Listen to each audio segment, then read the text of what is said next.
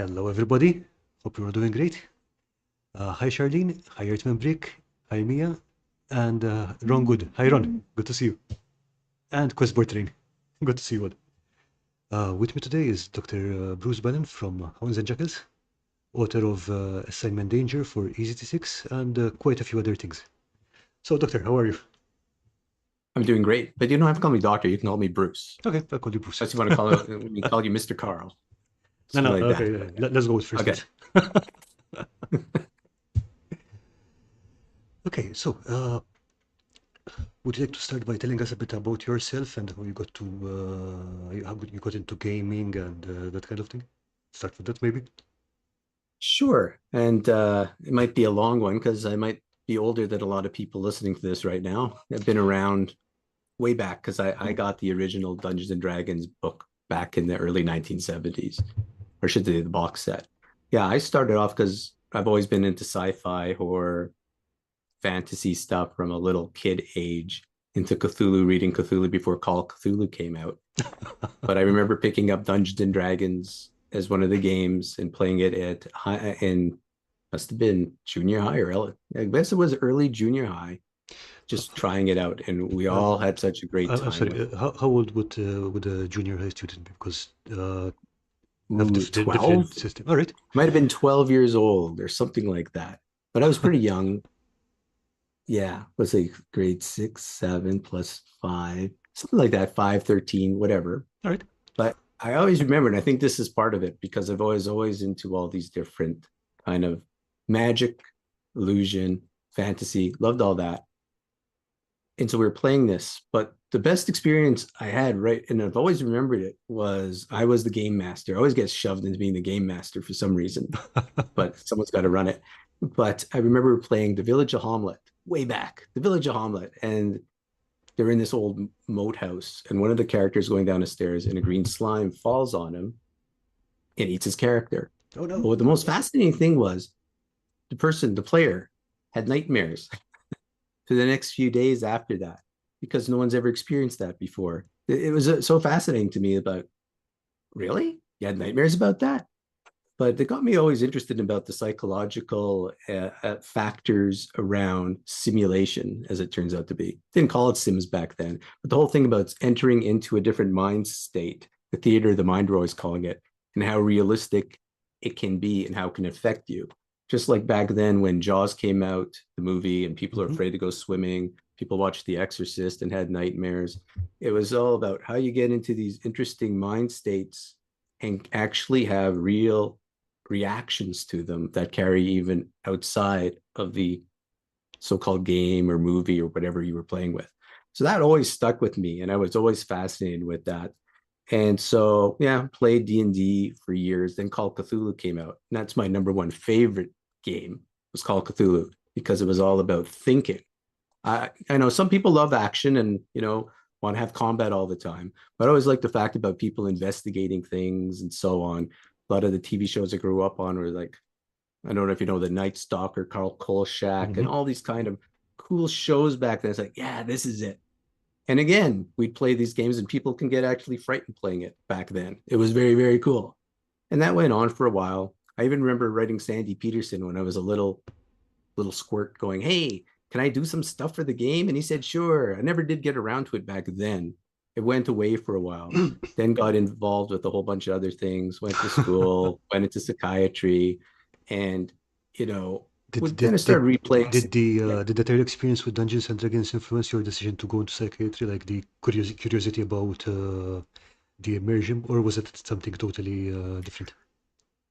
Combination. It was like, again, I liked psychiatry because it involved the ability. Again, I always wanted to do games or become a filmmaker and all that. I kind of got chickened out because like it's really hard to do that. Yeah, But I knew in true. Yeah. psychiatry eventually, in psychiatry, you can do practically anything because it's one of those fields that's all about the human mind. And that kind of gravitated me there too.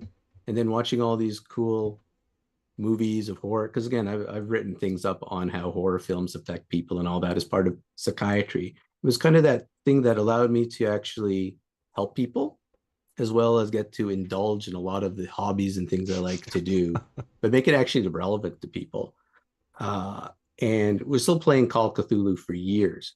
for years on and off with a group of people from high school and people then when I moved to Toronto, so a place from Winnipeg. And we just had a good old time. And then I got into it heavily again when I went to a game store and I saw Delta Green. You might know Delta Green. Yeah, yeah. We It's know this about it. very, it's Pelgrane Press. I forget who, and I apologize, it was John Tynes and gang. But they took Call of Cthulhu, made it super serious. They actually said, I'm going to take this super seriously. And it was like modern day UFO conspiracy It's and the kind whole of shebang. X-Files flavored Call of Cthulhu. Yeah. Exactly. And then I read and said, oh, these people are taking it super seriously. And that got me inspired. I can't remember if it was before or after. Actually, even before that, I was involved with Chaosium as the psychiatric consultant when I was Seriously. a All right. psychiatrist, helping with the sanity rules. Oh, yeah. Hey, check that out. My Zoom Magic. thing, I must be doing some magic again. I must have these that was cool. Hand signals. Yeah, so I was working Hand on Call of signals or words, Cthulhu. maybe. Yeah. Yeah, I worked on the sanity system for a while. And then I saw Delta Green. That inspired me to kind of write up my own scenarios and stuff. Okay, people seem to be interested in being really, really serious. So I started writing up some books, and then I created one called Unseen Masters. It's a trilogy. And actually won a ton of awards. Go figure it, All right. Gamma, actually from mental health programs, because it was actually my first real attempt of shoving in a ton of mental health subtle material into the game, but entertainment first. So it's like have fun and learn along the way versus if you try to teach someone about mental health, they always go, I don't want to hear that. That Yeah. sounds too boring. And so that was cool. So then I was involved with that for a while. Then it dropped off. I got into illusion and magic as part of like teaching about mental health again. And then COVID hit, and that brought me right back to, oh, we're all stuck here. We started playing games again and got fantasy grounds and all that. And we're running things, having a good time. Was writing up stuff, going, oh, maybe I'll start writing things again. Then Easy D6 came along, and I saw that and said, oh my God, this is really, really good. Because I could no longer stand running these super high, crunchy, slow moving games. And I realized this game was actually for people like me who probably have know a lot of knowledge, have been in the field a long time. So you can take the guidelines and just run with it. And so yeah, then came assignment danger and a whole bunch of other things. Just been having fun writing again, sneaking in mental health things into that too. But if I'm not mistaken, Here I am. So hopefully that wasn't too long-winded for you, Carl. no, no, not at all. But if I remember correctly, for example, the game The Beast of Javudan was written, Hmm. I think, when did that come out? So that also was around COVID time. So I was actually, my friend got me involved with Kickstarter where I became addicted to it for a while, saying, look at all these cool minis. So I love minis too, and my friend's always painting them because I know you're into miniatures. Yeah. But he was showing me, he showed me Cthulhu Wars. And then I got the Conan monolith game. I was like, wow, this is cool. And it's like, hey, I can do a board game. So I did a board game. And so the Beast de Gévaudan, I never, because I'm just one person, I never got into the whole thing about making it physical. It's just print and play. But it was kind of a mystery game that's involved with you become a hunter in the Gévaudan forest back in the day where the beast was running loose in the 18th century. And your goal is really to hunt it, but the true goal is to actually have the most influence. So it's all political, Okay. secret backstabbing maneuvers and all that. You don't even know what the beast is. So there's a deck of cards. You have 4 cards. And basically, if you put it in order, it'll create each time one of 24 options that the beast Okay. might be. And through the game, you try to figure out what it is. Because if it's supernatural, you might need to do something particular to stop it. If it's just some drunken guy dressed as a wolf, you'll do something else to stop it. So it was fun. And I realized board games are way harder to create Ready? good ones than a role playing game How's that? because role playing games are guidelines and rules and you have that interactivity. But to really make a really good board game, the rules have to be super concise, clear, and it's not like up to interpretation. So that was my first thing, got that done and said, okay, check, I've done a board game. Then I did some card games and then I went back to role playing games where yeah, this is my element. I think I'll stick here. So 1 second. So Wingo Stu joined us. Hello, and Scatter Terrain. Good to see you too. And Scatter Terrain saying very Brotherhood of the Wolf. And I believe that was about the Beast of Javaton, in fact, the movie. Oh, sorry, you I'm kind sorry. of dropped out. Sorry, I said Scattered Terrain just mentioned The Brotherhood of the Wolf, Oh which yeah, was a movie Brotherhood of the about Wolf the is beast. definitely a movie based on the same legend. And there's a lot of things in my game that like give some homage to that. Yeah, that was a very cool.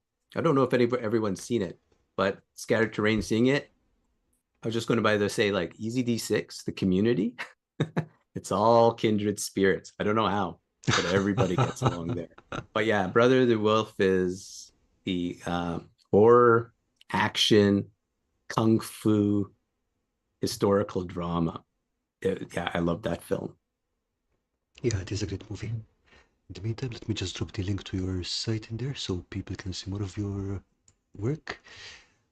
Which actually reminds me, because I noticed earlier that your mug also has Egyptian symbols on it, Well, that's true. Yes. and the name of your branding is Hounds and Jackals. So, how did that come about?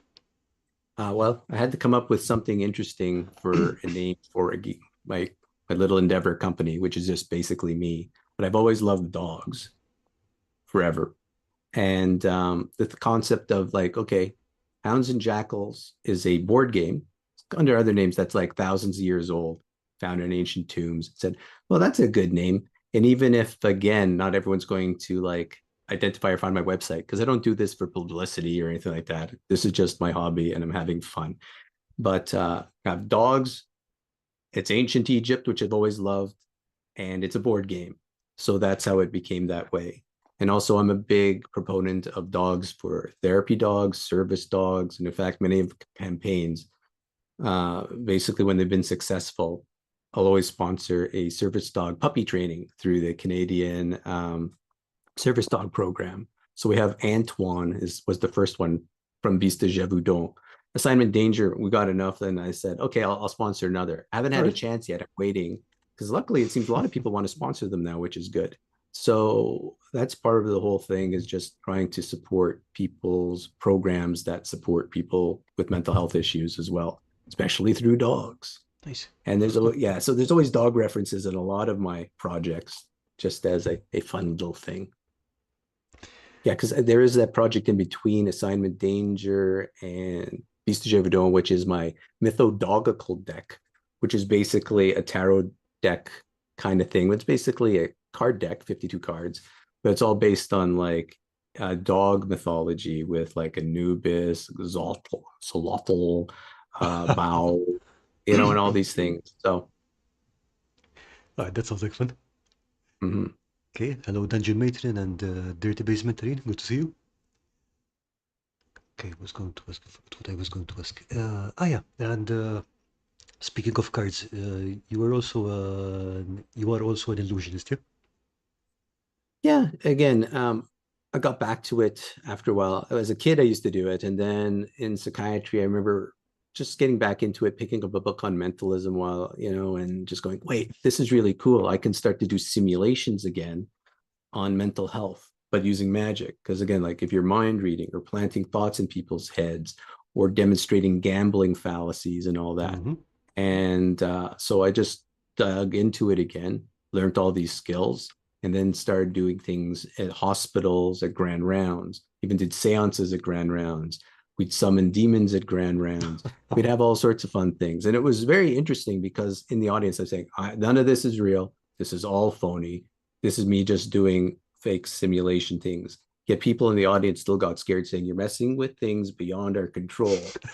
And but what's cool is like, wow, this is so fascinating that I'm hitting like again things that people really can believe in. I can see why there's charlatans out there that take advantage of people using the same techniques, which is why again, like way back when Harry Houdini was trying to show Yeah, yeah. fake spiritualism. And again, I would say like again, I'm not saying ghosts don't exist and spirits don't exist. All I'm saying is what I do doesn't do that.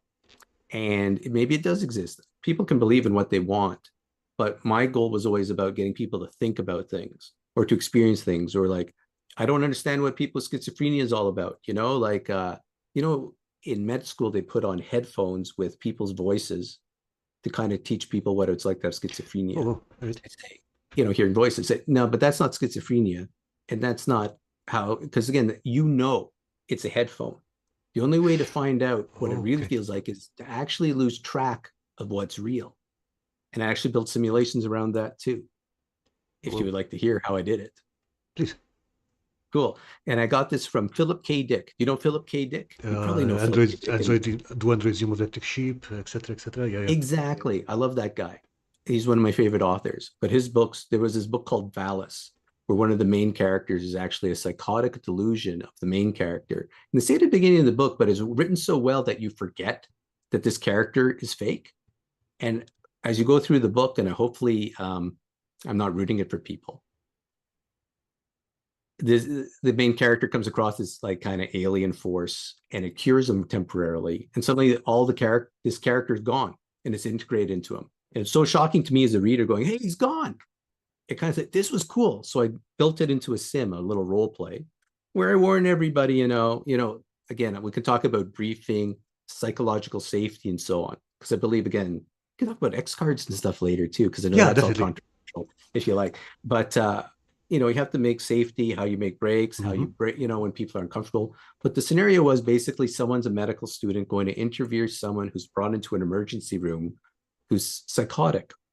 However, because that's their piece of paper, that's what they believe their role is. Everyone else is in on a conspiracy, which is the psychiatrist who's sitting in with them is actually a delusion, hallucination, and they know they are, but they're going to pretend they're real for the sake of this person who's the medical student. The Oh, person okay. who's the patient is actually the psychiatrist who's actually interviewing them. And you just let it run for a few minutes and then you stop it. And it's always so fascinating. The person can't break out of that frame because they've been told this is what reality is. And unless they know the trick, it's just very freaky for them. And then you kind of debrief it all.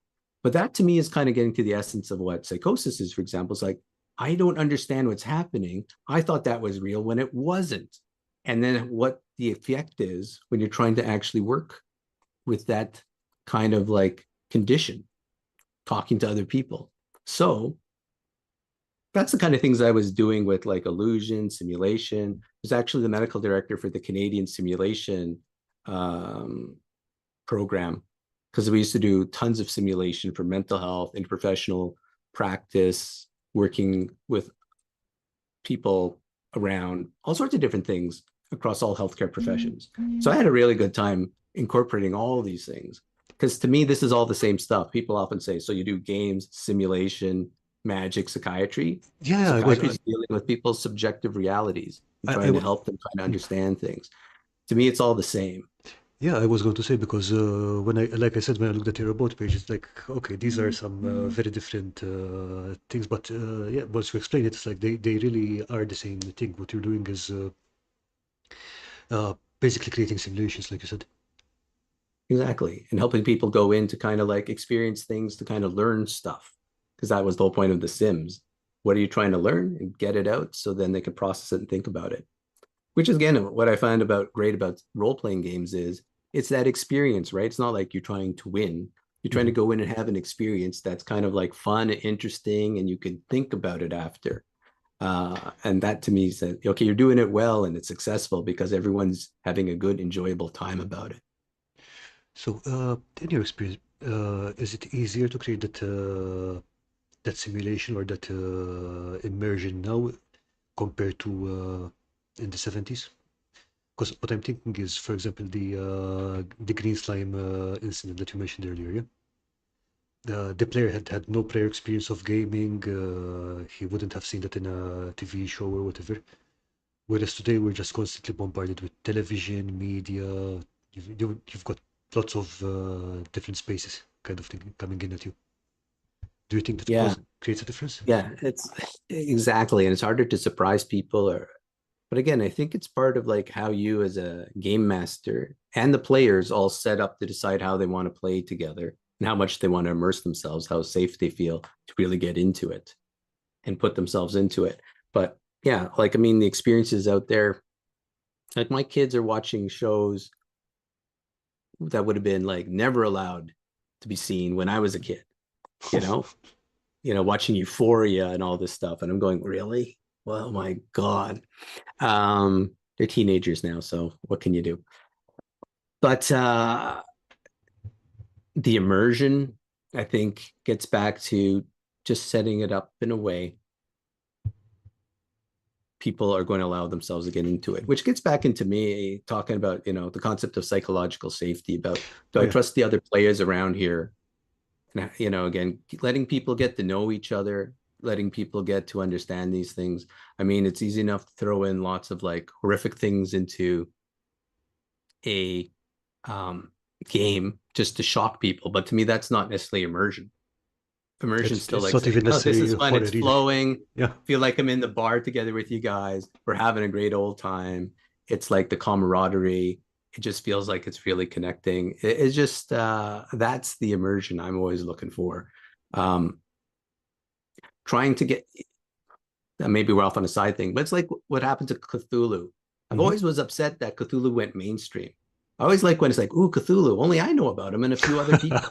Now he's everywhere on lunchboxes and spaghetti. He's everywhere. It's like he's so diluted. It's like, can yeah, anyone be scared of Cthulhu? He's like a stuffed little creature and stuff like that. Versus saying, okay, how do we get back to using Cthulhu elements? There you go. Yeah, I got my stuffed Cthulhu. Yeah, exactly. I have them too. But when I remember, if I'm actually going to play real Call of Cthulhu, I have to actually set up a thing like, and maybe you've encountered this too. As soon as they see something, go, oh, it's a ghoul. I go, yeah, you as a yeah. player know it's a ghoul because you played this, but your character didn't. So why are you saying this? We have to kind of figure out how to do it, or I have to change the monsters up. Like, how do you capture the mystery elements of certain role playing games? Yeah, for sure. And yeah, actually, one of the games that I really scenarios was that Unseen Masters, the one I told you about. Yeah. The first adventure was a total red herring thing. It was set up to constantly trip up people who had too much knowledge because it was Okay. set up specifically that if they followed what they thought it was, they would be wrong constantly. And that was part of the whole fun of it. Was like, it's a vampire. It never was. It was this weird. Okay, I'm not going to say what the actual monster was in it because I just made it up. It was a total new thing, but all these little side things were set up. It was called the Wild Hunt at the adventure, which was called the Wild Herring Hunt, is what it really was. Yeah, but that's a good point. It's uh, especially with people who have been playing for many years, it's very hard to get over the built-in player knowledge base. Yeah, Oh, exactly. And so, as a good game master, you got to think about, well, what's going to entertain them? Doing the same old, same old? That's again, I don't know about you, but when you get ready-made scenarios, you I'll change them up. Just like when a magic trick I used to get, you have to change it up for your own presentation. Same thing with a scenario. So, oh yeah, here's I don't know, White Plume Mountain or whatever. It's like, okay, but what am I going to change up on it to make it more interesting that I know what players are going to like? Why run it straight out of the box when you can always like put your own personality onto it and yeah. let the players kind of also build into it as well? And you can also, if you tune it to the table, then you can also have it built into, whatever happened to the players before, wherever you're planning to take them off there. So it's always much more interesting. Exactly. One of my favorite scenarios still is Keep on the Borderlands. Have you ever played Keep on the Borderlands? But you might have heard of Keep on the I Borderlands. have heard a lot about it. I have never played them. So Gary Gygax is one of his very first things. There was B1. This is B2. Came in the original box set. So I actually got the B1 first, but then I got B2. But what he wrote it in a way was there was no names to any characters. There was just general descriptions of everything. There was like the dungeon and little areas. But I do believe, and I think people still believe this, he wrote it in a way that it's like it forces you as the game master to put some personality onto it. It gave you the broad brushstrokes. It gave you a chance to throw things in and change it up. Again, back to EZT6 and the genius of Scotty, the way he writes up his own scenarios and the book, it's like, oh yeah, these are all modular and can be actually changed and whipped into different things. Oh It's yeah. not so like embedded in a mythos or a setting. It's great. So yeah, Okay, so in the meantime, Wingus Ryu is saying, don't say it's a ghoul, but explain what they see and try to misdirect. I I agree with that, and that's what I try to do usually. I don't usually try to misdirect though. This is what you're seeing. Just the end of it. You don't try to describe a ghoul, but then try to make them think it's not a ghoul. Exactly. It's like it's a dog-faced creature. It's like, okay, yeah, too much description. I mean, you could have the Stephen King used to say, I want to describe it all and throw it at them, versus H.P. Lovecraft and others say, I want to just give some broad brushstrokes and let your imagination fill it in. This gets back into theater of the mind. I still think semi-description and leaving things not fully explained is better for the players, because I'll probably never do as good a description as what the players come up with in their own mind, Yeah, I in think my I agree with opinion. that. I think Yeah. I agree with that. Yeah, which is speaking about more horror things. If it's like more mundane, because again, I do like sometimes having those little characters and putting things on the board and watching them run around. But then, you can't really have a true Cthulhu figure, even though we have tons of them, because Cthulhu is fourth dimensional. It's only a representation, and so, but it's fun trying to like figure this out too. The other thing too, I think we were talking before we came on board live.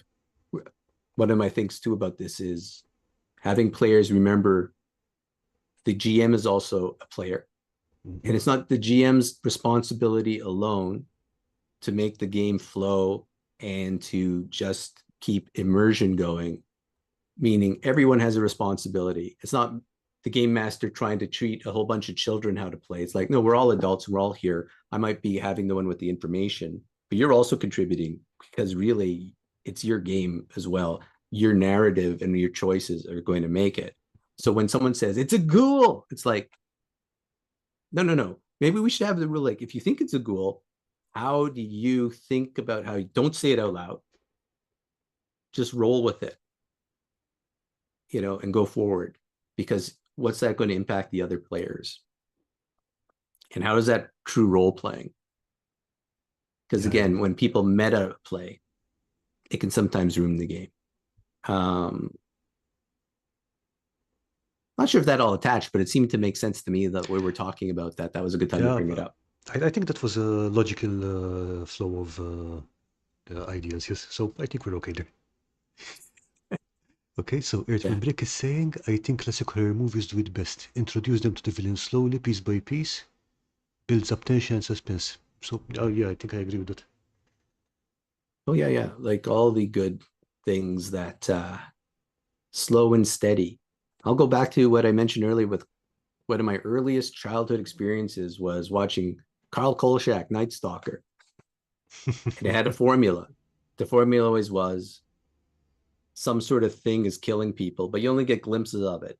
And you have to go along the journey along with Karl Kolchak, the intrepid reporter. But what was cool about it, which I really like, is there's humor and horror, but never is the horror made fun of.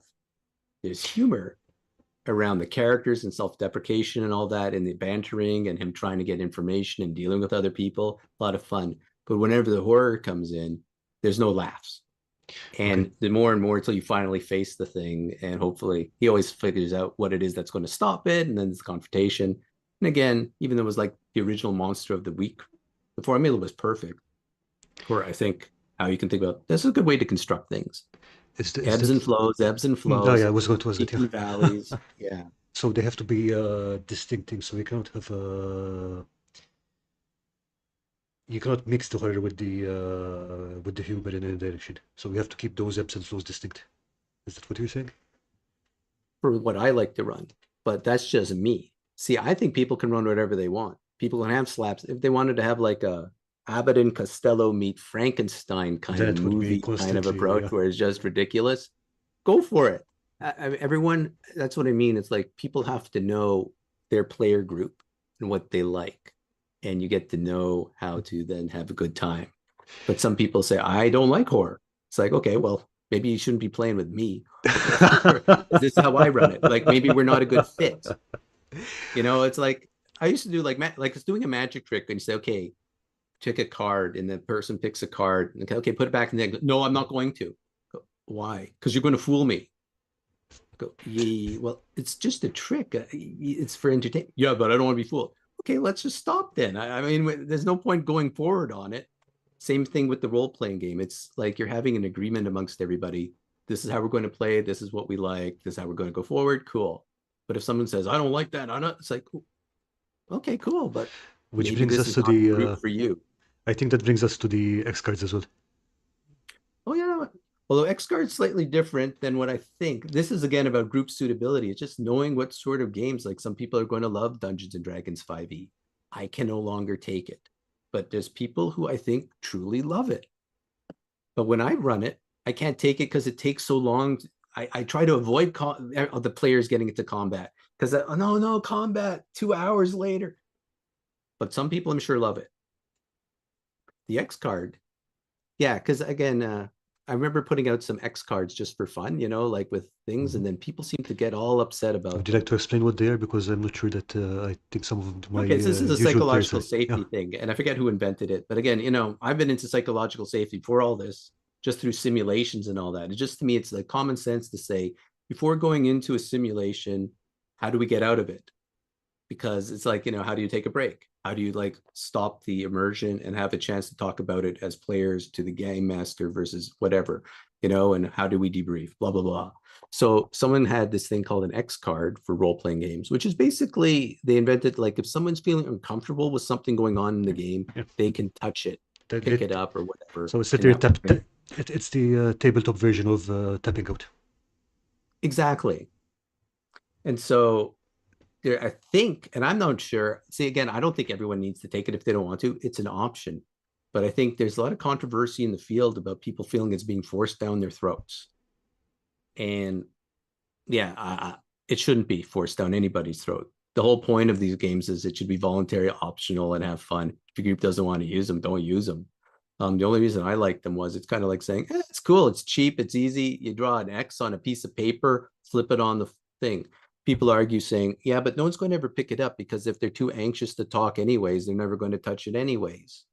Maybe yes, maybe no. But at least what I like about it is if you flip it on in front of everybody, whether you touch it or not, it's in everybody's vision that there's this X card. It reminds people about their social contract to all kind of like, we're here together to have a good time.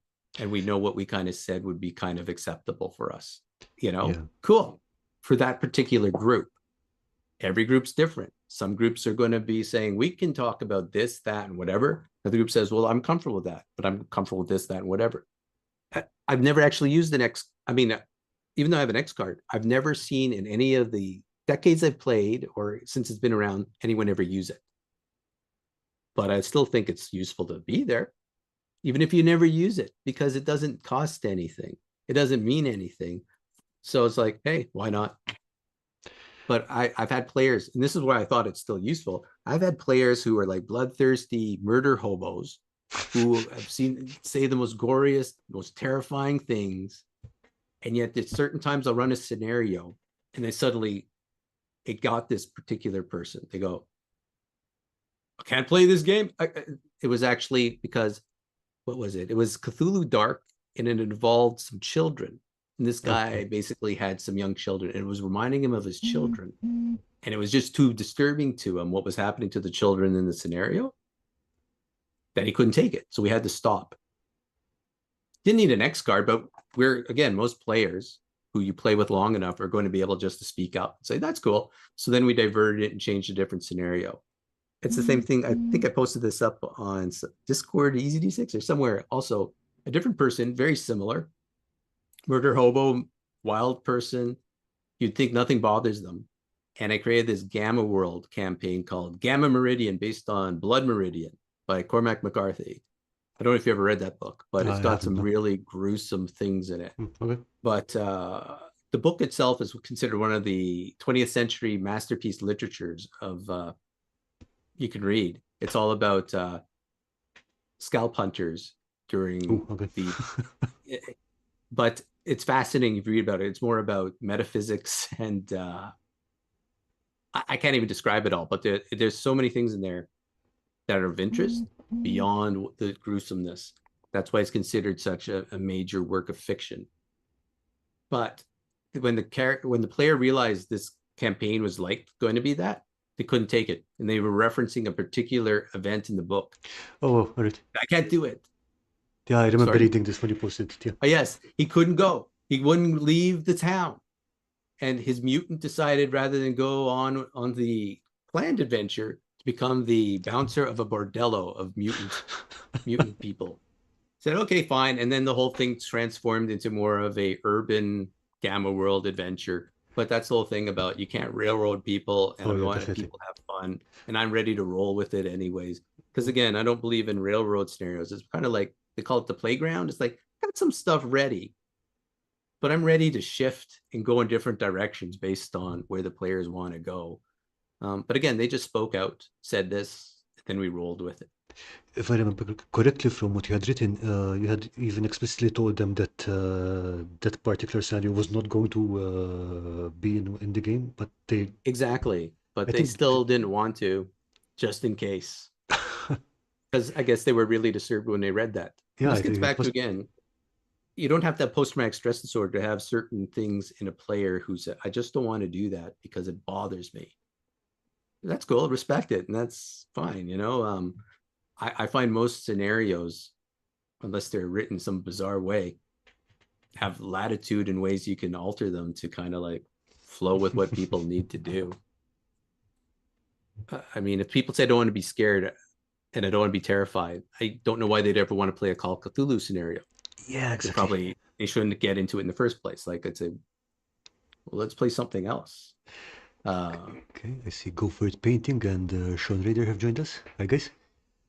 Yeah, that would be really strange. I mean, like, same if you're watching a horror movie, but then you don't like it because it was scary. It's like, why did you watch a horror movie in the first place?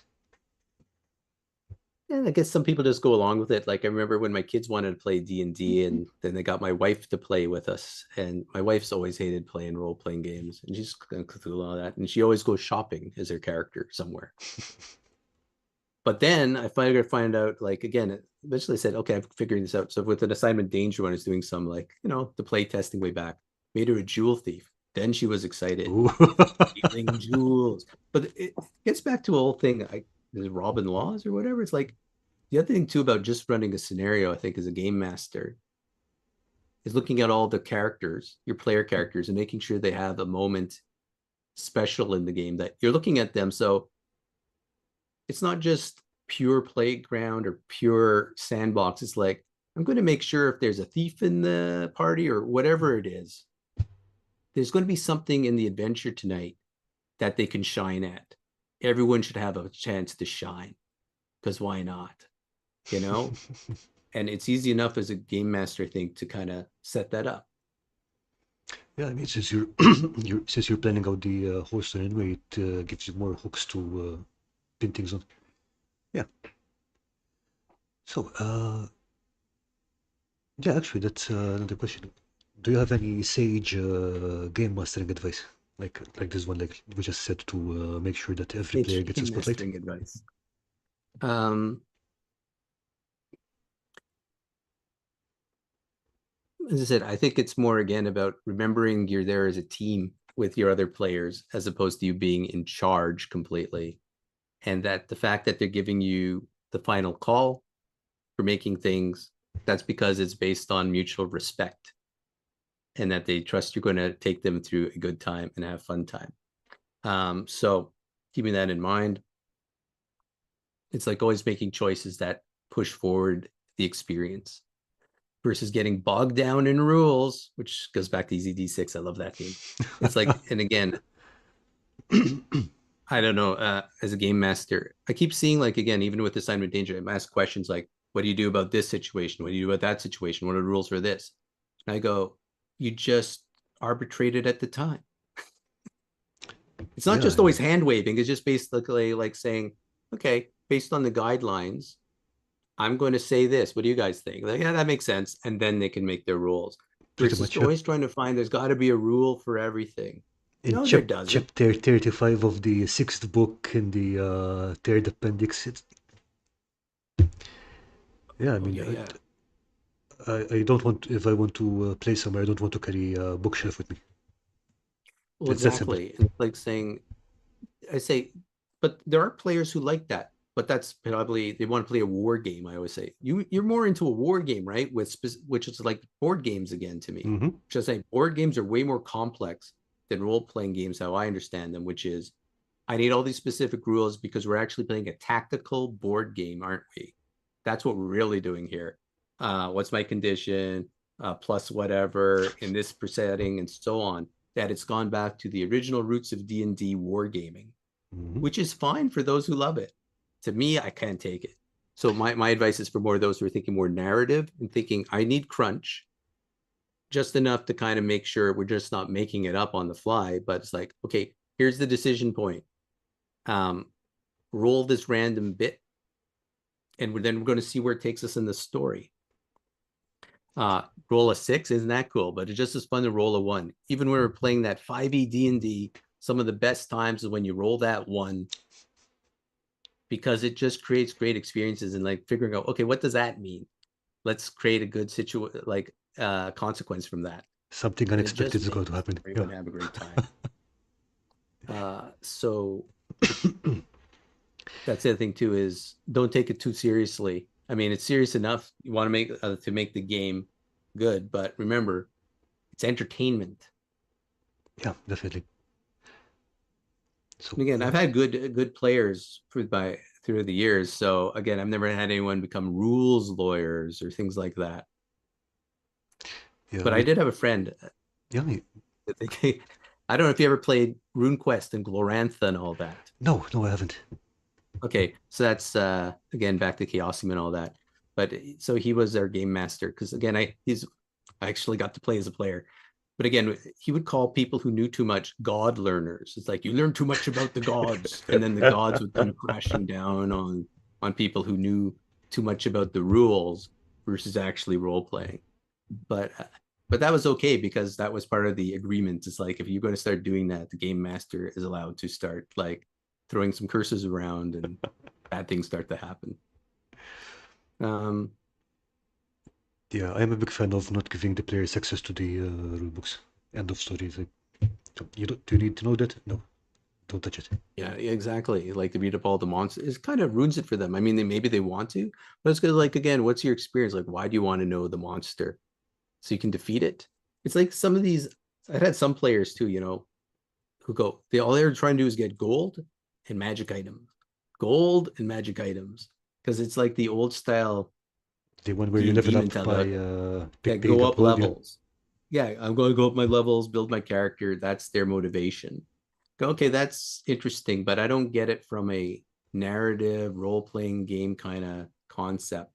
I know like people were pushing back originally with EZD6, for example, like where's the progression in your skills? They still are. I think that's one of the most common criticisms I see about the game.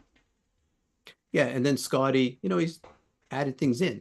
But I'm going again, there's ways to do it. Like I say, like for assignment danger, just add new facets, which are aspects or whatever. Yeah. But to me, it's like saying, isn't the goal to finish a mission or to do the adventure? Like, and again, they can grow over time, but it's like, what is the point of the game? To become a more powerful character or actually do the adventure?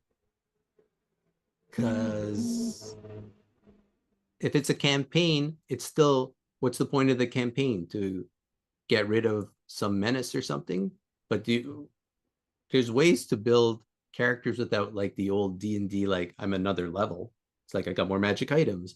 I got a new skill. I've learned something. I studied something, but it can be more narratively based, if this makes sense, versus weird arbitrary things Yeah, suddenly, I that mean, 5e used to have. And it's like, I never understood it. X amount of time passes, bling, suddenly you're better. At something totally unrelated. Yeah. Because you had gold pieces. That was 5e, right? You get enough experience points through killing monsters and gold pieces. Yeah, But how does that's killing monsters really help you learn sorcery necessarily of new spells? I don't know. Or like I got a bunch of gems, so suddenly I got experience. yeah, You well, know, it was more like video game style stuff. yeah, pretty much because literally you stab an orc, bling, suddenly you're better at picking locks. Reminds me of How those did video that games work? too, where people would go into the wilderness and kill the sheep. I forget which game that is. Kill all these like low level monsters for hours and hours and hours Like World to of build up the Warcraft experience. or kind of thing. Yeah, So you Alright. didn't have to actually, your character wasn't at risk of dying, but you just kill all these like low level things for hours and hours and hours and hours. Like, Yay. okay. Okay. Looks like you got a question or you're reading something there. No, I'm reading from the chat. But mostly talking about board games and other games. There's a fair mechanic. Oh, that's a good question. Question I think. How do you handle fear in your games? Because that's one thing where whenever we try to play Call of Cthulhu or something, it's always kind of gets stuck. Like, do you remove player agency completely? Do you let them keep playing with restrictions or something? How do you usually do that? Oh, you mean if they get sanity issues? I Yeah, mean, like fear, like if they get affected? yeah. Well, again, I put this in Assignment Danger too, which was based on some of the, I call it psychological trauma symptoms or things of that nature. I hate when it's just random.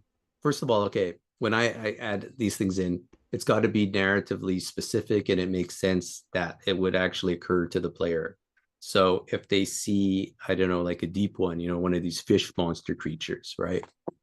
It doesn't make sense suddenly their hair is going to turn white or they're going to hear voices or things like that, or but there's the acute phase and then there's the long phase. Mm-hmm. So let's say they lose sanity.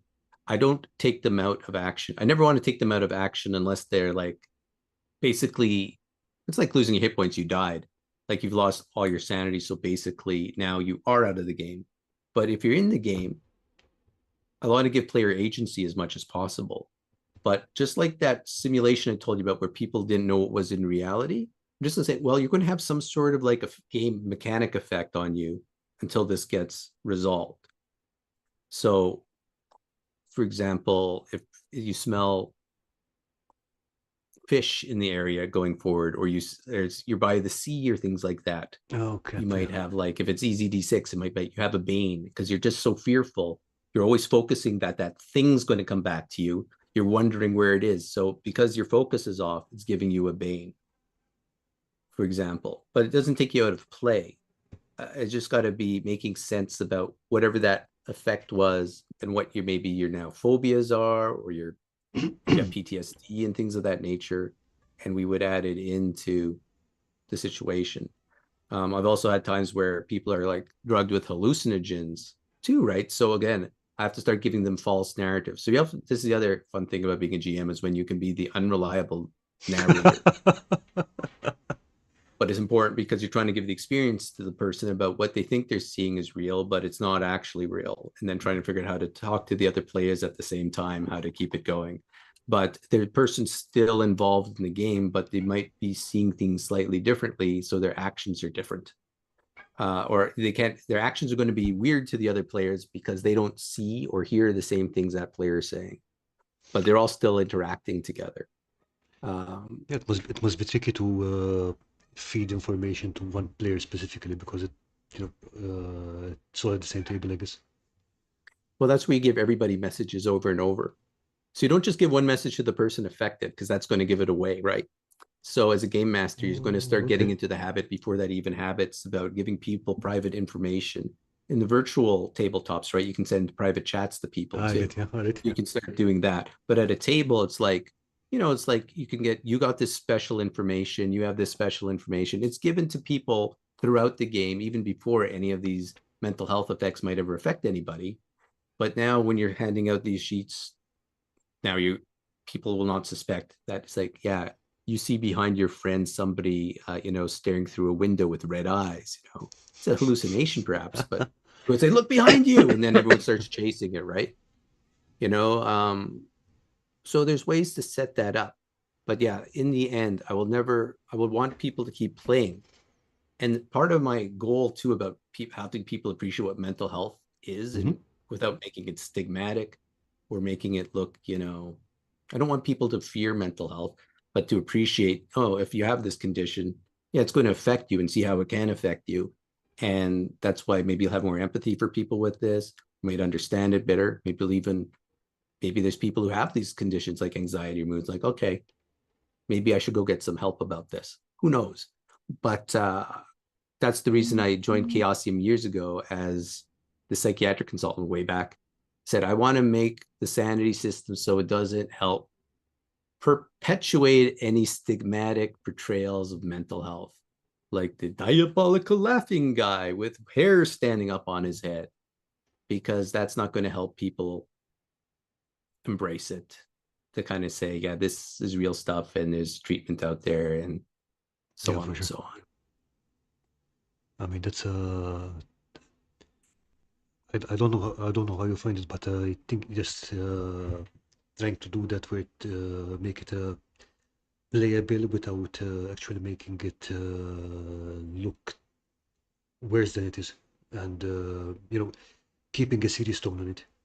Like, hey, this is real world stuff. You want to take care of it, but don't freak out about it. It seems like it's a very fine balancing act.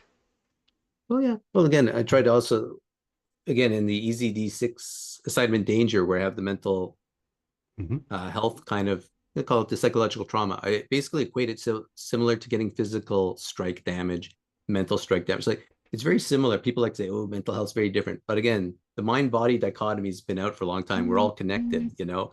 It's like saying, well, you can appreciate getting damaged and hurt in the arm and how it's going to affect you. Well, if you have a mental health effect, it's going to affect you too. But there's ways to treat it and so on as well, the same as like how you're going to treat other things in your body. So trying to demystify it and say health is health and it's all connected, hopefully will come across to people over the time. Mental health issues and the whole concept of mental health have only been around for, a few hundred years, really. Yeah, fair And enough. Yeah, that's why versus physical health approaches, the whole things about psychiatry and psychology and all that, relatively pretty new for it the is. human It race. is like, yeah, yeah. I didn't think about it. In the meantime, I see that Ron and Wingus are talking about Index Card RPG, also a very good game. Rules late. What do you say we talk a bit about assignment danger? Like, okay, first of all, why what made you go for the spy action thriller genre? Well, I've always loved spy action. It came about, I was actually working after EZD6 came out. I was getting all excited and I was working on a thing called Terra Delta. It was going to be like a Gamma World setting for EZD6. Okay. And then Scotty mentioned he was working on Wasted World and said, oh, that's post-apocalyptic. So I kind of said, I'll just back off and look for something else to do because I don't want it. I didn't see any point in, as I let Mm-hmm. him run and see what's going on. It was interesting. At that time, I had just become the medical director for this veteran affairs program for Canada. Oh, yeah. I'm doing a lot of like I do a lot of first responder work, EMS, TND, and veteran treatment. That's one of my areas of dealing with PTSD all the time. That's why it's one of my things I want to teach people about out there in the public. But I was going through all these like, what do you call it? Safety checks. It was so interesting. I was going through all this, got to get my handprints and all this and this. And it just Oh, was that kind like, of wow, safety this is checks. Okay. spies. I felt like 007. I'm going to get like a license. And it just all clicked together. And I was watching a James Bond film, said, oh, well, this is what I'll do. Because I've always liked Top Secret, the James Bond 007 game from. So, and again, is espionage I find is often, and just general action modern stuff is like never really looked upon as much as the fantasy post-apocalyptic. Say, okay, I'll True. go Yeah. for that. And so I just started doing it and just having so much fun. Ooh, I'll take in the prisoner. I'll take in the $6 million man. Ooh, I'll take in the Avengers. It's like I just was having so much fun. And then it just kind of like grew into what it is now, the assignment danger rules. And because again, Prisoner, which is a great TV show. If you've never seen it, I don't know. Highly It's the one recommend from it for the the 60s. Yeah. yeah. I said, okay, this is a good reason to put in my sanity system again and a reason to put stuff in. But also, again, so many in the spy thriller genre, there are times you'll see people getting affected from all the stuff they're doing. Maybe not James Bond, but depending on what sort of genre, spy, subgenre thing you want to do, it's like having people slowly get really affected by all the chicanery and things I they have to mean, do all the I time. can think of the Born Identity. It's Exactly. not the amnesia because that was literally a bullet to the head, but I think the effects after the second movie where it was just remembering whatever was happening. Yeah, he was getting affected because he was remembering he actually killed two people in cold blood in his first thing and was coming back, and he was having triggers and memories and it's starting to affect him and so on, which was narratively driving the story too about him trying to figure out what happened to him, so that it led into an eventual catharsis. So yeah, So where how were did we again? Oh yeah, so assignment assignment danger? danger. So Yeah. yeah, that all came about, and then people seemed to like it. So I just writing up, and I made a little contingency plans book with random tables, and now I'm coming out with the first scenario. It's pretty much all ready to be done, and I have some nice play testers. Uh, I am looking forward to that. yes, to try it out next week. I've tried it with some other people too, but I wanted to give it one more shot with people who never played anything with me before. Okay. So it's a group of people who I've never seen before. So it'll be fun. So yeah, and now the next book is going to be Enigma, which is going to be the X-Files slash paranormal component to doing assignment danger. Oh, nice. So, are you seeing this fitting in the same world as assignment danger? Would it be oh, nice. Oh yeah, so it's going to be again all the tributes to Karl Kolchak, X-Files, and all the kind of modern kind of day monster hunting, alien conspiracies. And again, in assignment danger, there's the gonzo elements too, right? Like the psionic spies, superhuman, paranormal type of spies, cyborgs. So again, it'll be able to expand more, like having like psyops or the whole kind of like secret conspiracies of telepaths and all that sort of thing too. That's the plan if I ever have time to write it up. But that is my goal. So, going back to assignment danger. So, did you have any? Okay, you wanted to include the mental trauma rules. You wanted to have the spy action elements. But how did you go about designing the whole thing? Well, the whole thing. Well, again, Scotty has hit like think Scotty is such a generous guy, and he said he open easy Yes, D6. yes. So there's a template already about how to do it. So it's like saying, okay, he has his like warriors and scalds and so on. So the first thing is you think, okay, because you go for the player part first, which is what are the classic archetypes of the spy genre? There's many ways you can look at it, but I came up with 8. And then you create the hero paths. And then you kind of look at the talents, or sorry, he had to call it inclinations. I called it talents. Mm-hmm. And then I added in things that are more spy genre Genre specific, things appropriate, to yeah. see people do and so on. And then added the facets. And then, again, what added in a couple of other things like the signature move, the signature action is kind of like saying, what happens in spy movies all the time? They always have this kind of like signature thing, like shaken, not stirred. I'm Bond, James Bond, Or the hat in the or old Sean Connery movies. Yeah. exactly, or John Steed throwing his like hat, or every spy has their like thing they're known by. So I said, okay, go and put that in and put a mechanic in to get some extra points in there, some other things. So again, every spy trope I can think of how to kind of make some sort of game mechanic into it. And then just adding in some extra optional rules about things that happen in spy genres that were not in the EZD6 rules, like chases and things like that. That's easy. I took the James Bond 007 book and say, oh yeah, what's in there? And what's in top secret? And what's missing from EZD6? Okay, well, how can I create an EZD6 version of this stuff? Again, it's not like I'm some sort of genius creating from nowhere. I stand on the shoulder of giants and credit everything in the book as well, where everything comes from. So that, again, it's just gestalt to taking the time to Research make and it understand it. flow Yeah. into EZD6. Yeah, and then just throwing down my own game master advice and thoughts about what I think would be useful for people to know. And that was pretty much it.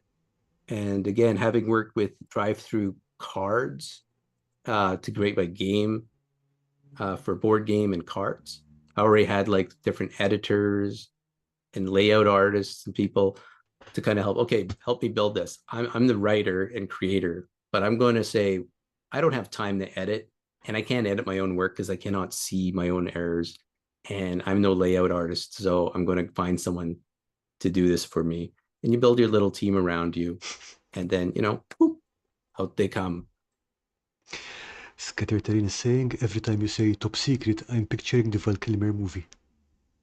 Is that the one Yeah. where they're in college, I think? Before that movie, there was an old TSR game, Top Secret, Before which that was the movie? spy. Oh yeah, Oh, wow. before the Top Secret movie. This came out shortly after D&D, Gamma World, you know, and Top Secret came out.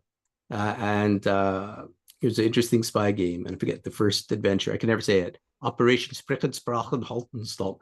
Anyways, it was It pretty just cool. rolls off the tongue, doesn't it? Yes, it does. And that's one thing I liked about Easy Day 6 versus Top Secret.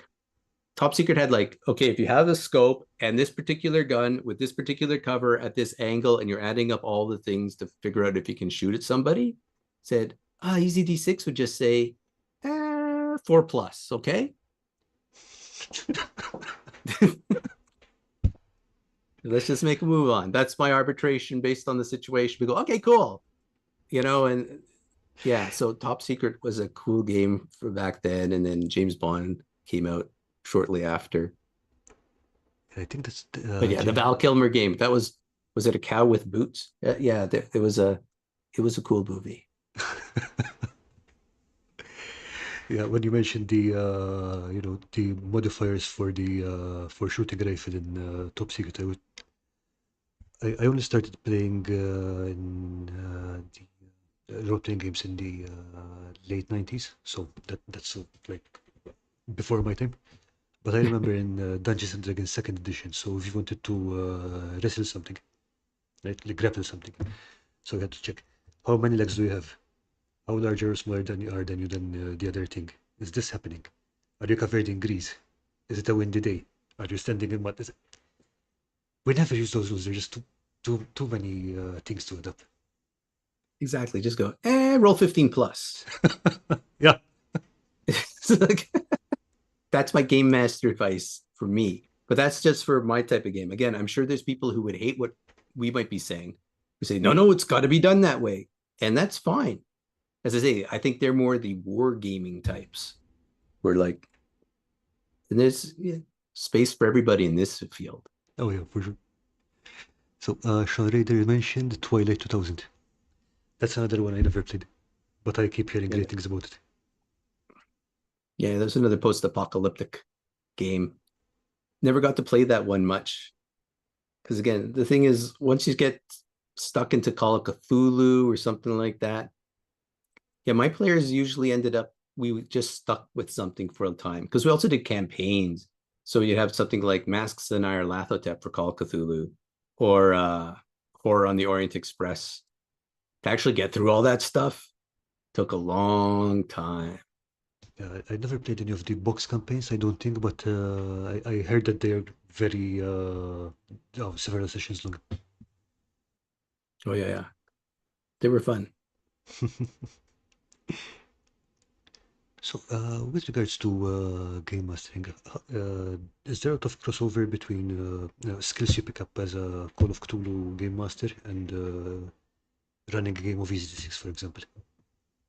I think so, but I think that's what I was saying earlier about Easy D6. I think it's for people who have been game mastering a long time. I do believe it's so flexible. People like myself and perhaps you know, love it because we have all this experience to bring into the game. If I was a brand new game master, I might feel a little overwhelmed because it gives you so much agency. It is a good point now that I think about it. It's like, it's almost like playing like some basic D&D just to get some experience doing this. I could be wrong though. I don't know. All I know is once you have tons of experience playing for years and years and years, you're always looking for a system to streamline things, I find. So that's why I like these ED6. Did Call of Cthulhu and all this help? Oh yeah, definitely. Because that's how you learn, right? It's through experience and feedback, which is why I like simulations. Becoming a game master, I think it's not just because you read up on it, and it's like you need to actually work with people, play Yeah, with for other sure. players, and hear how it works and what they like about what you're doing, what they don't like about what you're doing, so that you're constantly developing and learning how to interact with people. It's not like people are just born game masters, Oh yeah, you for sure. know? And when you start off, it's kind of like clunky and edgy, and that's totally cool. And it gets smoother and smoother over time, because you feel more confident that it's like, I think this again, it's back to in our forums at EZD6, like just go with it, call with it, like if there's not a particular rule as a game master, you say, okay, this is what I think at this point in time. But the group gets to kind of give some feedback before you make the final arbitration, kind of say if they have something versus you just going, this is the way it is. Again, I believe it's a group process and everyone's giving you permission to be the arbitrator at the end to kind of like say, okay, this is how it'll go based on what I heard from you and what I think the situation is. Like, cool, okay, let's go. Versus the original game masters who might not have a lot of experience. They're looking for a specific rule to hang everything on. And Yeah. that's where things get bogged down and players can argue. I don't know, it's not happened to me. I used to watch this thing called Crit Crab on YouTube, and I he's do always talking about sometimes, all yeah. these. I do sometimes. Yeah. I just thought, Uh, is this for real? Is this the, really happening? is that the one who All these reads, players are doing these things. And I'm going, if you yeah, were yeah. a game master, you would have cut this off long ago, would never get this far, or you would stop playing or something like that. But I'm always thinking the game master is not the only person there. It's like the whole team should be talking about, I call it the team, your player team, including the game master, should be talking about how they want to play together to make the game work. And I think I'll be saying that over and over again as one of my key points of good game mastering. Yeah, speaking about that, I just read a Reddit story this morning about a player who got a bit, he got very drunk and started slapping meat on the table, which is, and yeah, people were saying, why didn't the game master do anything about it? But dude, there are 5, 6 people there. Why does it's not up to the game master is running the game. It doesn't mean that they're the authority in this in all things pertaining to the situation. Like, Well, exactly. I think it's everyone in it together, which is why, with those, besides X cards, often, again, if you're meeting players for the first time, you don't know them very well. It's probably good to take a little while. Just kind of like what we do with briefing for any simulation. mhm. Just kind of say, hello, let's all introduce ourselves, get to know each other a little bit. How are we going to play the game? What's the limits? How do you want to kind of say, whoa, all that sort of stuff at the get go? And say, we're all, here. As a game master, I can also say, this is disturbing, true. But any of you could say that. You can also call me on something too, and vice versa. Because again, we're just trying to understand how best to create that theater of the mind immersion in a way that we all can stick with it to have the best time. And so if some guy's drunk too, it's like saying like, who's this guy? Is this a friend? Like nothing wrong with drinking, but if things are getting out of hand, it's like saying, oh, let's stop then. We can Yeah, take a break. But again, it's yeah, because at some point, especially if you're playing with people you don't know, it's not just a question of maintaining the immersion and having fun. You also have to make sure that everyone on the table is safe. exactly. This is like, I guess, conventions and so on. Yeah. Again, it gets back to the whole thing about people, I don't need any of that. Maybe you don't. But again, as a game master with a whole bunch of brand new people, I says like, what's the harm? There's only benefit possibly to kind of say, let me just take a moment to set some ground rules. Are we all in on this? Find out what's going on, and that's cool. Um, but yeah, drunk and hitting meat. Hitting meat is a euphemism. Yeah. And nobody called it. Yeah, I think they're expecting the game master to do something about it. It's like, Right. And it does get back to think again, people, I think it's a whole other skill set is like actually thinking about, and this is one of the things I loved in simulation was teaching about psychological safety and the frame, as I called it. It was always the frame, is the content, which is the sim, but the frame is like, okay, what's the knowledge the players or people going in the sim are going to know ahead of time? What is the briefing you're going to give them on how we're going to do it? What's the little bit of knowledge you want to give them before going in? While in, you're still facilitating the whole time, making sure if anything goes off, you can actually stop it, take a break, go back into it. How do you know when it's over? When do you stop it? And then you debrief. So having a nice frame and mindset is always, I think, a good game master kind of concept. Thinking again, it's taking on a lot of ownership, but you're still telling the players they can. I'm expecting you to say stop when you want to, and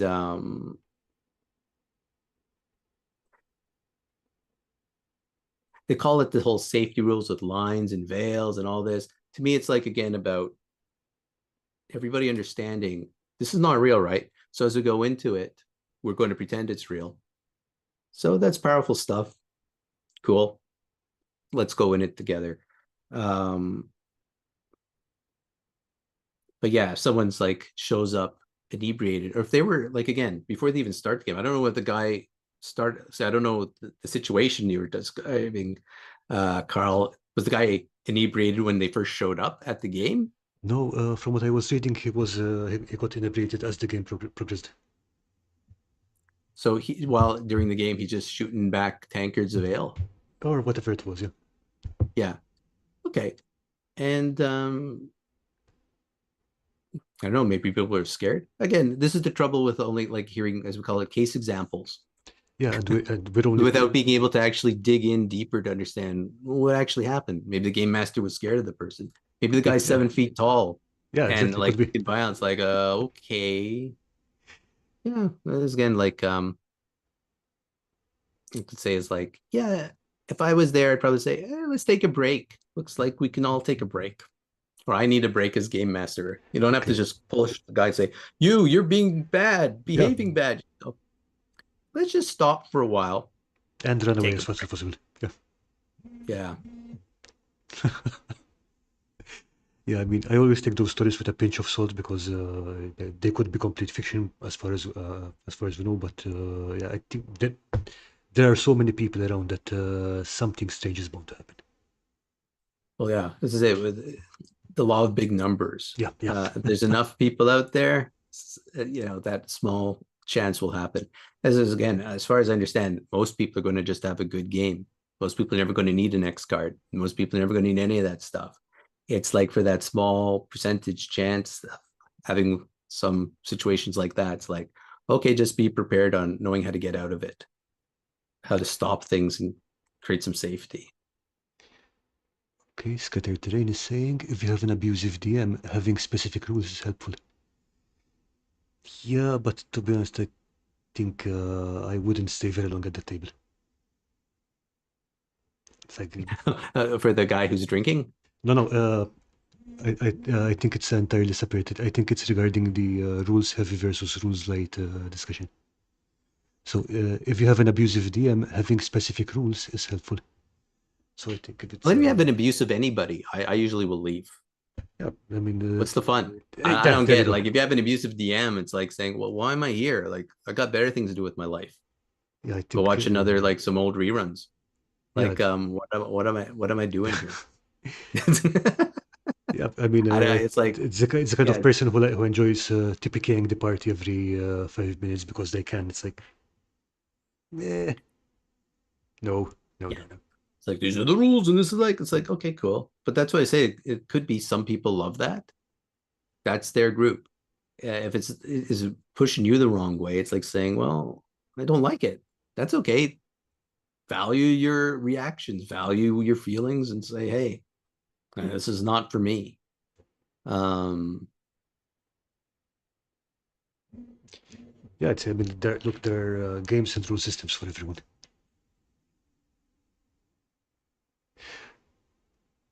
Oh, okay. There's another one from Sean. It's like when you have a player that does not tell the game master they have schizoaffective disorder.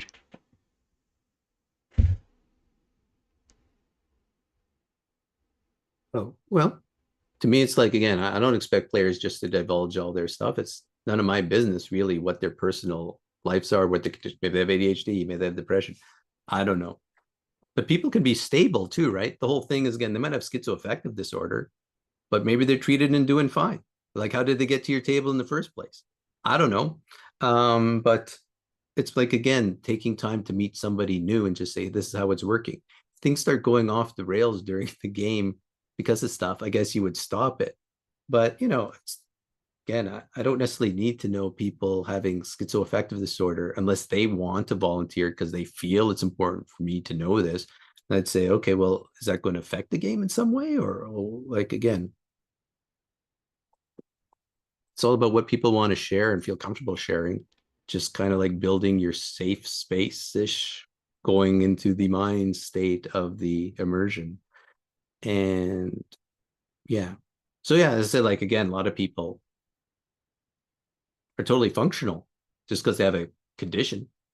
That's why I'm an optimist in the mental health field. I see people get better. I treat people with all sorts of conditions. And as long as they get the right treatment, they start to feel better and get better. It's like, cool. So let them play D&D and whatever else they want if they're feeling fine about it. Yeah, I mean, and you can always keep an eye on the situation. Which is Oh, what yeah. everyone should be doing anyway. There's people without schizoaffective disorder who might be playing with you who are worse players who cause a lot more trouble because of their personality issues. Yeah, it's like, yeah, I could, yeah. Kids like, you got diabetes. Well, I don't know, you're going to pass out during the game. No, I'm not going to judge you on that condition, but it's like, okay, cool. And Wingus, you saying, I always used to play with friends, and now on Discord we talk a bit before agreeing on a game to see if we are on the same wavelength. Luckily, I have yet to have any RPG horror stories. Or am I the bad guy? No, I think you sound like a very rare kind of person, a sensible person. What makes sense? What's wrong with seeing if you're all in the wavelength when you first start? It kind of makes sense. That's what I mean about just setting in before you go into the sim. Makes sense. Yeah, because some people can also say, let's say you're having a bunch of players that you've been playing with, and one guy, your friends just say, I'm having a really lousy day today, or I just broke up with my significant other, or whatever. Just, as a game master and other players, you might take that into consideration as the game's rolling along. Because it's go, okay, I'm not going to have that horrible breakup scenario with the king and the queen or whatever that I was going to do. I'll alter it a little bit. Why not? Okay, and Mia Geek is saying, or when someone, air quotes, slights you regularly for being different or having different viewpoints, run away. That's not even just gaming advice. I mean, if someone is doing that, just don't hang around them. Well, of course, yeah. And you would think the game master, hopefully they're not the ones, like it just should be, what's it, stopped right away. And the question is, are they doing it to your player or your character? And even if they're doing it to your character, is that within their character? And why? And again, that gets back to what people said was acceptable or feeling okay to have in the game. Like I suppose, for example, if you walk into a bar and a orc and you're an elf, they might throw some derogatory things at your elf. But that's the question about character, sim. Is that okay? Not okay? To me, it's like saying, hey, yeah, you know, 3 Federation officers sitting in a space station, 3 Klingons walk in and start insulting the humans and get into a bar fight. But if it's player to player, that's outside the sim. And now we're talking about something completely different that's unsafe and hurtful.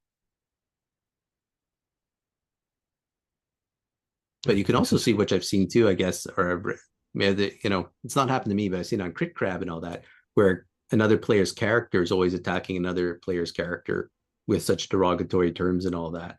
And one can start to say, if it is bothering the player after a while, they should have a little discussion about that or try to understand it or like what's going on there. Or because again, it's about having people feel entertained and engaged and included. Do you play most often with groups of people you know, or do you do a lot of conventions and pickup games? But mostly people I've known. It's only recently I'm doing like brand new All right. people I've been meeting off EZD6. So yeah, I'm going to find out if I'm going to end up with some like interesting stories too then. But yeah, but again, it's interesting. I'm choosing the people based on what I'm seeing, at least how they post and what they're writing and how they engage the community and how they seem to be friendly and all that sort of stuff. versus just picking random people out of nowhere. It seems these the people that I'm reaching out and talking to seem to actually have, at least by typing, to seem to be friendly. The past the very basic minimum level of being civilized. Oh, well, there's a lot of people who are not. Yeah, true Not even story. that Yeah, basic, yeah.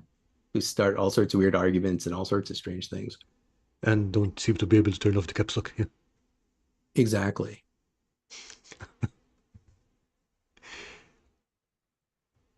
Okay, thinking about it, I think I've only ever played 2 games outside of my regular group, so never had any problems to be honest. But again, it was like a controlled environment. Cool. Yeah. The only, yeah, I recently played a game with Scotty during the The Runjammer, yeah, yeah, yeah, Easy Death 6. yeah. But it went really well. It was good. Yeah. Yeah, I haven't played that one yet, but I mean, I really like his style on that one, especially because it's surprising because usually he's just such a cheerful, happy guy. Seeing him do horror is really jarring. It's like, oh, all right. He does have a lot of latitude. That's true. But he does it very happily.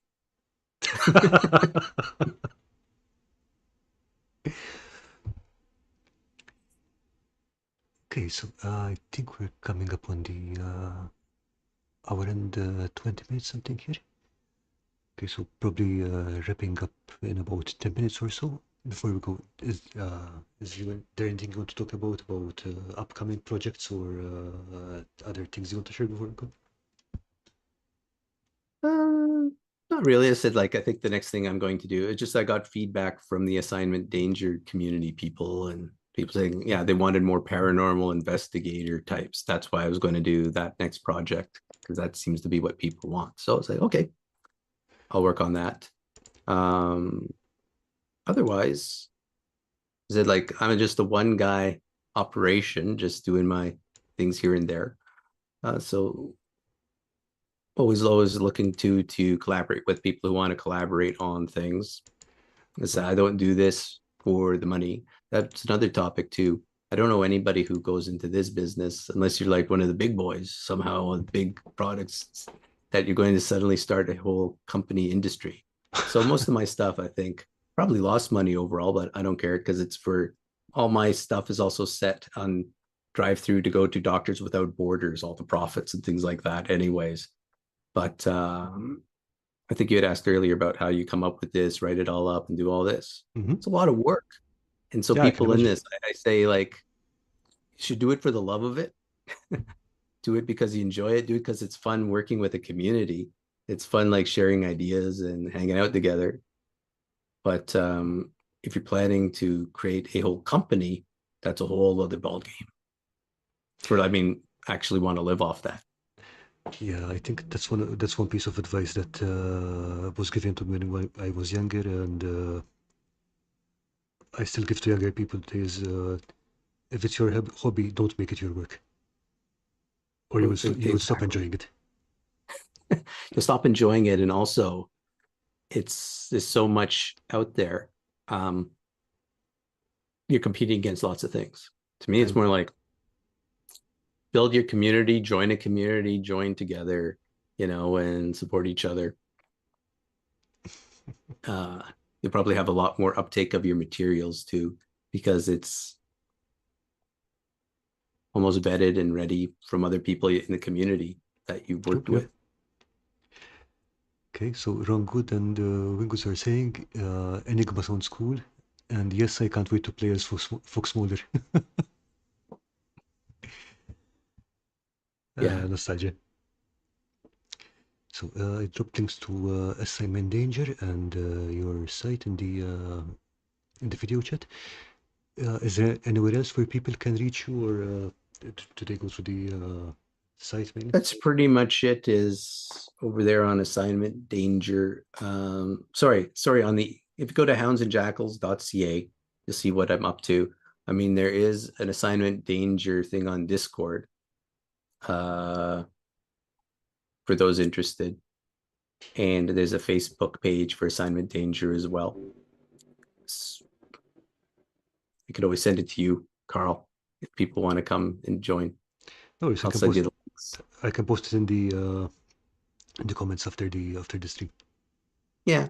So, I mean, that's where I am hanging out most of the time. And you'll find me on Easy D6 hanging out a lot as well on Discord and on the Facebook page. Oh yeah, I mean you bring a lot of energy to the Discord. Yeah. You know, just as I'm having fun and enjoying. And it's a good group. So like it's a very fascinating group of kindred spirits. And then people all get the same references I make. They go, you're as old as I am, maybe.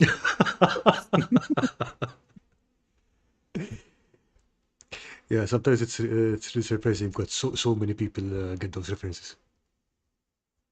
Mm-hmm. Okay, so Bruce, thanks again for joining us today. It was really it was great finally talking to you face to face, because I think we've been talking for several months now, but we never actually had a voice conversation. It's true. It was really fascinating talking to you, and I'm really looking forward to being in your playtest next week. So okay, well, thank you very much. It's a pleasure being here. Okay, for everyone else, so we will not be having a stream next Sunday, and we'll be back on the 5th November with Seth Skorkowski. Interesting discussion. Shame we didn't see any magic tricks. Well, you did see there were the balloons. That counts. So thanks again, everyone, for watching, and thanks again, Bruce, for joining us. Thank you. And thank all of you for listening in. Bye-bye.